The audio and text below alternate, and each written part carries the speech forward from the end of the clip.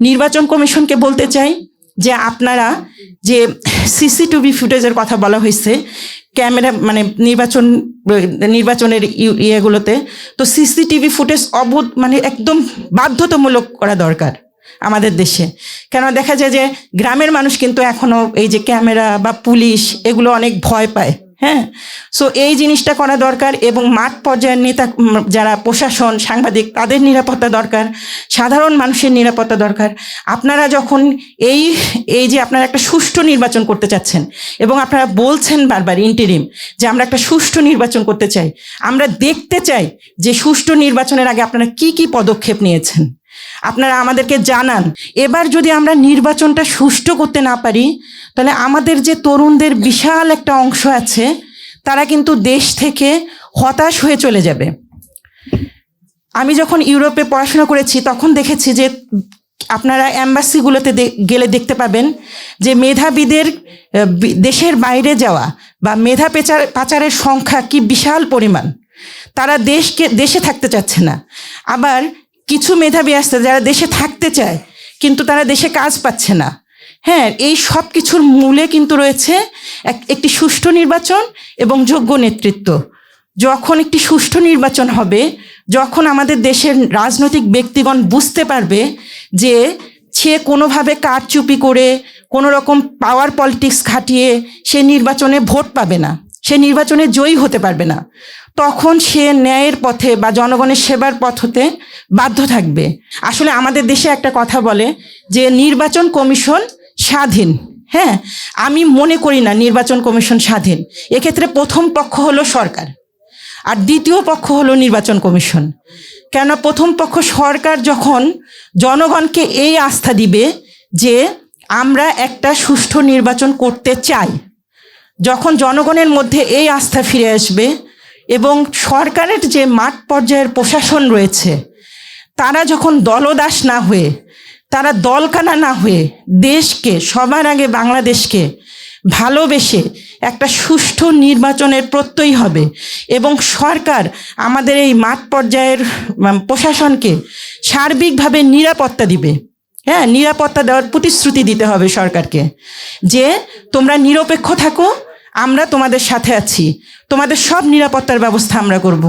কিন্তু অত্যন্ত দুঃখের সাথে আমি বলতে চাই যে আমরা এখনও এ ব্যাপারে পুরোপুরি আশাবাদী নই। ঢাকা ৮ আসনে শহীদ শরীফ ওসমান হাদি যখন নির্বাচনের তফসিল ঘোষণার পর তাকে প্রকাশ্য রাস্তায় গুলি করে হত্যা করা হয়, তখন নিরাপত্তা বা মানুষের, জনগণের নিরাপত্তা, তাহলে আমার একজন মাঠ পর্যায়ের প্রশাসন কর্মী কিভাবে রিস্ক নিয়ে নিরাপত্তা সাধন করবে নির্বাচন কমিশনের বা একটা সুষ্ঠু ভোটের আয়োজন করবে? তো আমাদের সরকারকে নির্বাচন হওয়ার আগেই শহীদ শরীফ ওসমান হাদির হত্যার যে সুষ্ঠু একটা বিচার করে জনগণের মনে আস্থা ফিরিয়ে আনতে হবে যে না, আমরা জনগণের নিরাপত্তা দিতে প্রস্তুত, আমরা নেতাদের নিরাপত্তা দিতে প্রস্তুত, আমাদের নেতারা যারা সৎ নেতা তাদেরকে আমরা নিরাপত্তা দিতে প্রস্তুত। তাহলেই না সৎ নেতৃত্ব, যোগ্য ব্যক্তিত্ব চলে আসবে। তাহলেই না আমার অনেক বন্ধুবান্ধব আছে যারা মাঠ পর্যায়ের প্রশাসন, তারা অনেকটা অসহায়। তারা বলে যে নির্বাচনের সময় আমরা অনেকটা অসহায় হয়ে যাই, আমরা কিছু করতে চাইলেও করতে পারি না। আমাদের সাংবাদিক ভাইরাও আছেন এই তালিকায়। অনেক সাংবাদিক ভাইরাও বলে যে আমরা স্থানীয়ভাবে আমরা কোনো কিছু প্রকাশ করতে পারি না। কেন? স্থানীয়ভাবে তো আমরা সবাইকে চিনি, সবাইকে জানি, কে কীরকম রিপোর্ট করবে, কে কীরকমভাবে লিখবে, এটা স্থানীয় লোকজন কিন্তু, নেতাবিন্দু, রাজনৈতিক নেতৃত্ববিন্দু কিন্তু এটা জানে। তো আমি চাই যে আমাদের এই যে লড়াকু সাংবাদিক ভাই, আমাদের যে স্থানীয় প্রশাসন, তাদেরকে, সরকারকে এটা মানে কনফার্ম করতে হবে যে না, তাদেরকে আমরা সার্বিক নিরাপত্তা দিব, তাহলে না একটা সুষ্ঠু নির্বাচন হওয়া সম্ভব। আর আমি আন্তরিকভাবে বিশ্বাস করি এবং আমি আশাবাদী থাকতে চাই, কেন বিগত 16 বছরে আমি অনেক বেশি নিরাশার মধ্যে ছিলাম। তো 24-এর গণ আন্দোলন আমার অন্তরে আশার সৃষ্টি করেছে। আমার মনে হয়েছে যে না, এইবার আমার তরুণ প্রজন্ম যারা জেগেছে, আমরা এখন আর অন্ধকারের দিকে ফিরে যাব না। আমরা না ভারতপন্থী, আমরা না পাকিস্তানপন্থী, আমরা বাংলাদেশপন্থী। আমরা বাংলাদেশি। এই যে রাজনৈতিক দলগুলোকে আমাদের পালস বুঝতে হবে। আমরা যখন বাইরে যাই তখন আমরা দেশের জন্য হতাশ হয়ে যাই, যে আমরা চাই আমাদের সন্তানরা একটা সুন্দর সুষ্ঠু পরিবেশে বাংলাদেশে বড় হোক, বাংলাদেশের আলো বাতাসে বড় হোক। কেননা যারা বাইরে থাকে তাদের দেশের জন্য হাহাকার আপনারা দেখেননি কখনো। সো আমরা বাংলাদেশকে বড় করতে চাই, বাংলাদেশকে নিয়ে আমরা থাকতে চাই। আমরা কোনো পন্থী হতে চাই না, কোনো পন্থীর ট্যাগিংয়েরও শিকার হতে চাই না। আমরা আমাদের সন্তানদেরকে বাংলাদেশের গল্প বলে বড় করতে চাই, বাংলাদেশকে ভালোবাসার গল্প বলে বড় করতে চাই, বাংলাদেশের দেশপ্রেমিক সন্তান হিসেবে বড় করতে চাই। তাই আমি আমাদের যে পরের পয়েন্ট, যোগ্য নেতৃত্ব, আমাদের নেতাদেরকে এই বিষয়টা অবগত করতে চাই যে এই ক্ষমতা চিরস্থায়ী ক্ষমতা নয়। এই ক্ষমতা এমন একটা আগুন যে এই ক্ষমতায় পড়ে যে অন্যায়ের পথে পরিচালিত হয় সে দুনিয়া এবং পরকাল দুটোতেই লাঞ্ছিত হয়। এটা যে কোনো ধর্ম, যে কোনো রিলিজনই এটা বলে। সো আসুন, আমরা কোনো পন্থী না, আমরা বাংলাদেশপন্থী, আমরা বাংলাদেশকে ভালোবাসি এবং এইটাই আমাদের সুযোগ, এই নির্বাচনই আমাদের সুযোগ।